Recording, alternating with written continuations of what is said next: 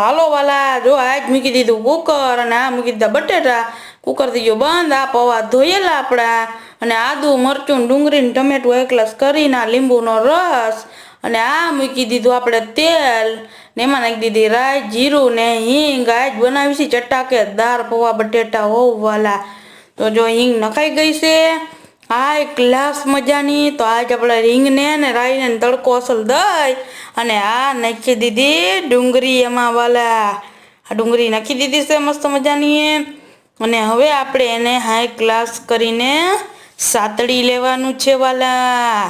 જો આપણે મેક્સ કરી નાખવાનું. વાહ, જો તતળવા માંડ્યું. હાઈ ગ્લાસનું વહીથી ઘટી ડુંગળી નાખી દેવાની. વાહ વાલા, જો મસ્ત મજાનું. વાહ, આમ જોવો તો એમ થઈ જાય કે હમણાં પૌવા બટેટા બનાવી નાખવી વાલા.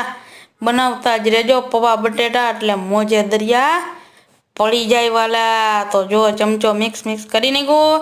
હા, નાખી દીધા ઝાઝા ટમેટા આદુ ને મરચું વાલા. જો મિક્સ કરી નાખ્યું.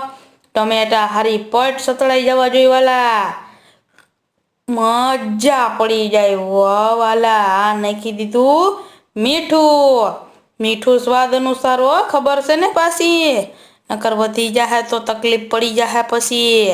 જો મીઠું નાખી દીધું. આ નાખ્યો ગરમ મસાલો જરૂરી છે વાલા, તો જ સ્વાદ આવે પૌવા બટેટામાં. તો નાખી દીધું અને આ નાખ્યું ચટણી આપણે જેટલી નાખવી હોય એ પ્રમાણમાં વાલા. ચટણી નખાઈ ગઈ છે. આ નાખી હળદર નખાઈ ગઈ છે ને હવે મસ્ત મજાનું ધાણા જીરું નાખી દેવાનું. જો નાખી દીધું ધાણા જીરું અને હવે આપણે ફરીથી મિક્સ કરી લઈ વાલા. જો મિક્સ થવા માંડ્યું, મોજ પડી જાય એવા પૌવા બટેટા બને. વાહ વાલા, અને બટેટા બાફવાનું ભૂલતા નહીં. વાહ, તો જો આ મસ્ત મજાનું હલાવી નાખ્યું. આ નાખી ખાંડ